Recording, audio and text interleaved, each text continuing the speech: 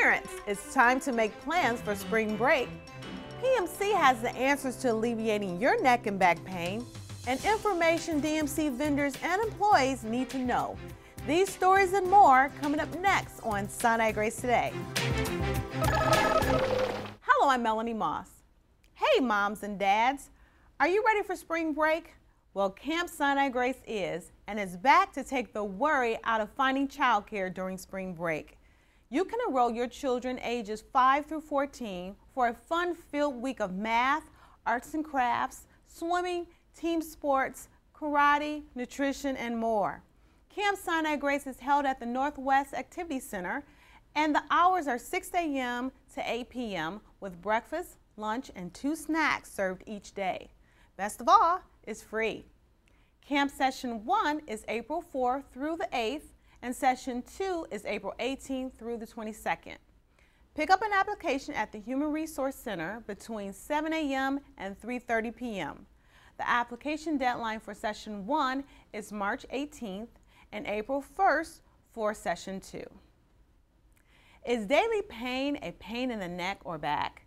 Whether your pain is the result of a minor strain or a more complex spine problem, there are simple steps you can take to keep your spine feeling at ease.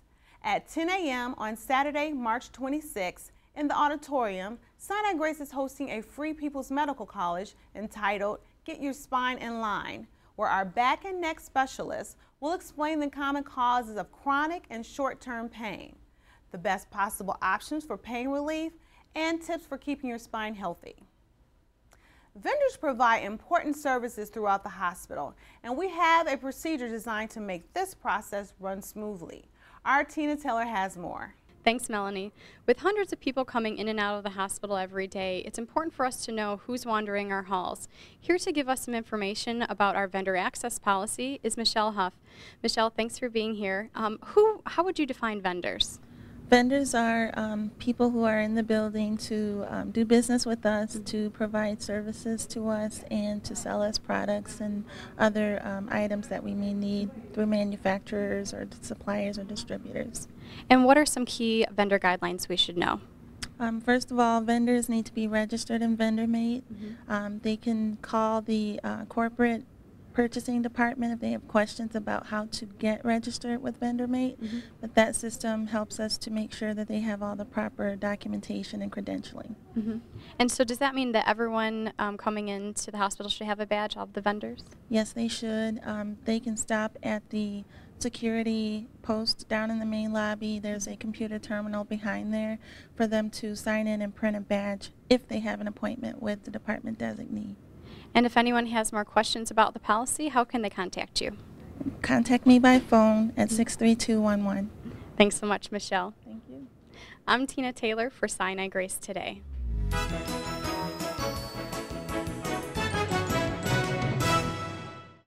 Press Gamey percentiles range from the lowest 1st percentile to the highest 99th percentile.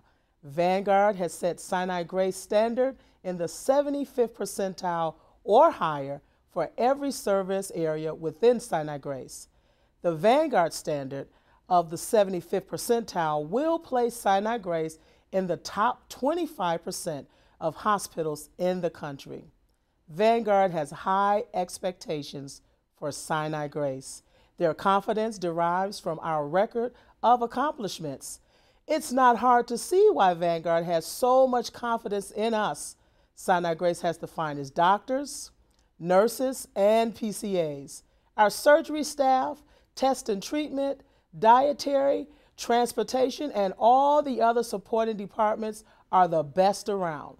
The Vanguard standard is easy to obtain if we consistently commit to effective communication, teamwork, and personal accountability.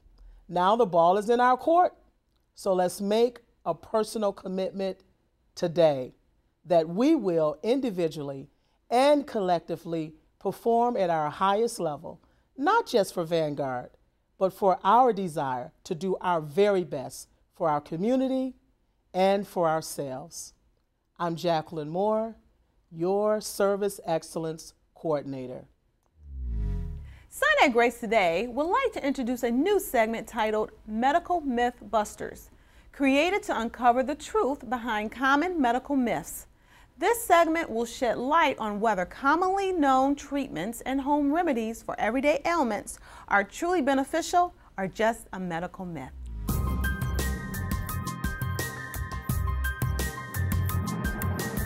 Is it true that you can put butter on a minor burn to help it heal? No, it's not true. It's actually a myth. There are two reasons why putting butter on burns is not appropriate. One, the thought is that it will keep the heat in on the burn so that the burning will occur longer. If it's a chemical burn, it definitely will occur longer. And then two, butter is a good substrate for bacteria to grow and therefore increases the risk of infection. What one should do if one has a minor burn, a first-degree burn, which is just redness of the skin, or a very small second-degree burn when you see blisters, is first put it under cool water, not real cold water or ice, just cool water, and let it cool off. And then after you've done that, you can put a dry dressing on it. If it's a significantly large second-degree burn, or if it's a third-degree burn where there's actual charring in the skin, or you lose sensation in the skin, those have to be seen in the emergency department, and you should go to your local emergency department to be evaluated.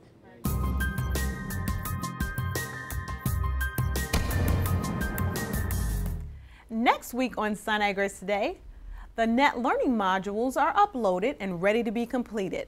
Find out what you need to know to meet the June 1st deadline. For these stories and more, you can visit our Facebook and YouTube pages for every episode of Sinai-Grace Today. I'm Melanie Moss. Thanks for watching.